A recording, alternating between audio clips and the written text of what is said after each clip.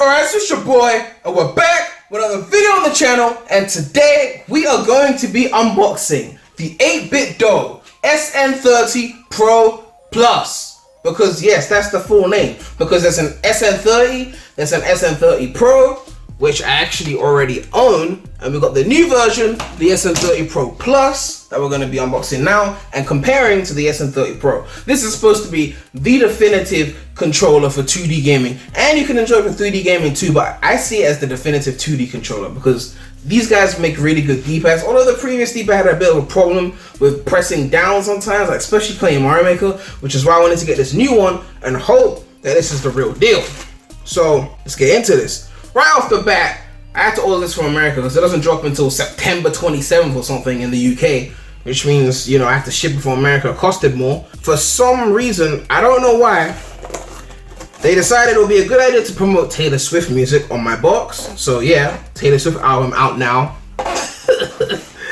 Oh god. But yeah, we got the product here. Let me get rid of this old box. We got the meat, the 8BitDo. Is it 8BitDo? I don't even, I hear do, I don't know. 8BitDo SN30 Pro Plus Bluetooth. I can't read that. The camera, like, it's the other way around, so like I be misreading shit. Bluetooth gamepad, and you've got like Switch, Windows, Android, Mac OS, Steam. Comes with the gamepad, USB cable, battery pack. So that's pretty much everything you got here. Pretty much minimalist. There's not much text here on the back. You can see it shows you the platforms, Raspberry Pi as well. 8BitDo company, good shit, you know. So let's unbox this bad boy and see what we're dealing with. Alright, so get this little gray box. So they come in different colors. You get, well, the SN30 Pro, the one I had before, had a rainbow color, which I couldn't get for this one. Didn't have it. It had this red version where the buttons were red, and then they had a purple version where the buttons were purple. Then they had a black version where not the buttons were black, but the whole thing was black. So I went with the purple one. So open this up. Alright, here we go. So it says here, 8BitDo Ultimate Software gives you complete control over your controller. Button mapping, joystick sensitivity, trigger sensitivity, vibration sensitivity, and macros. So you can basically remap things with the software. I'm probably not going to show that, but yeah, if you wanted to play on Switch, but you wanted B to be A and X to be Y, then you could do that. So when you play a Switch game, it will do that for you. You can watch videos on it, it works. So as long as it works, so that matters. You can change the trigger sensitivity because this controller has actually got analog triggers, even though you can use it on Switch. So if you want to like lower the sensitivity so that you can hit the button quicker, because you know it is a trigger, even though Switch doesn't support that, then that way, you know, you can press things quicker on Switch. So we got the controller here. It's covered by some protective thing, which I'm trying to get off without messing up. Oh, it's like one flat thing. Cool, look at that. Alright, cool. Look at this thing. Oh, it looks beautiful. Oh, that feels, oh, that's perfect. Oh god, I'm having a fucking orgasm. It feels perfect in my hands. Like, you know, controllers are built for like different hand sizes and whatnot, so you never always have a perfect fit. It's always like a bit too big or a bit too small. This actually legitimately fits my hands perfectly. My thumbs are touching a bit when I use the analogs, which is kind of a DualShock thing as well, which is why they spaced them apart on the DualShock 4. But aside from that, it's fine, which is going to be cool because I'm going to use it for Mario Maker mainly. So the D-pad is separate and the buttons are here. Okay, we're going to look at that in detail a bit more in a sec. We've got our cable, USB-C to USB-A. So I could unwrap that, you know, it's just a basic cable. And then we've got our manual. So pretty much it shows you what the thing is about. You know, I'm not gonna read the whole thing, but yeah, it's basically exactly the way the DualShock 4 is, like in terms of button placement and whatnot. But then the main difference is that you have those two switch buttons, the home and the other button, star, whatever they call it. So yeah, you could use it on Android as well if you want. So I think that's Chinese or Japanese or whatever. So that's pretty much the whole package. We could do a comparison now to the other controller because the main difference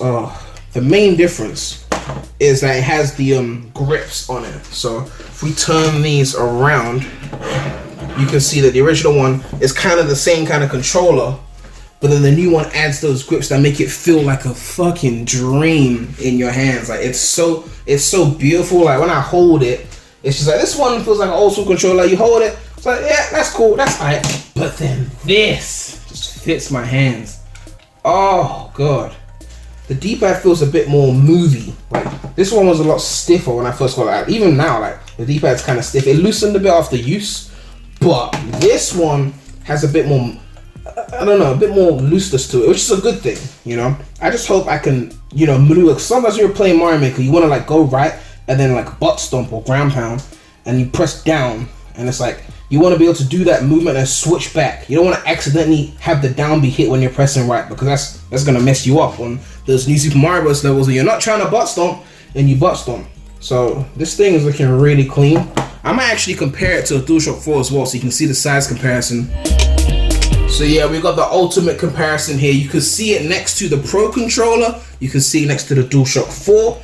You can see that it is kind of bigger than the DualShock 4, which kind of surprised me. It is kind of, that's maybe my hands are bigger than the DualShock. That's why the DualShock always kind of almost fit perfectly, but it wasn't just right. I do like the fact that the DualShock analogs pop out a bit more, because then that way I feel it, like it feels more comfortable because it's separated from the rest of the controller.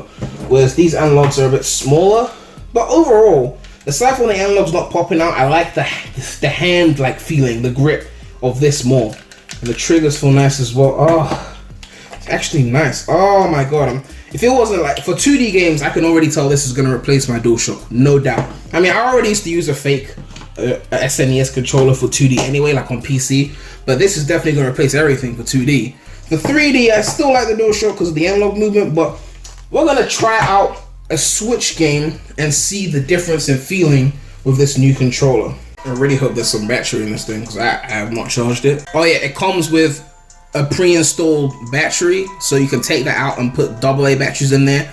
I'm assuming rechargeable AA's would work as well. So yeah, you could use it for a long time essentially. Let's try and make a connection. Alright, so I had a little bit of trouble pairing it. Not the controller's fault, I literally just forgot how to pair it, because when I bought the SN30 Pro, I had the same issue. I had to watch a YouTube video on how to pair it. I'll link that in the description. So we can do a quick test to make sure the inputs are working. So it seems like there's enough movement to where if you want to say hold right but you don't want to go down, there's a way to do it continuously. Doesn't feel like it's just gonna go down its own. I'm manually like moving my thumb into the down area, which is gonna be really important for Mario Maker. Let's do a quick test run. Alright.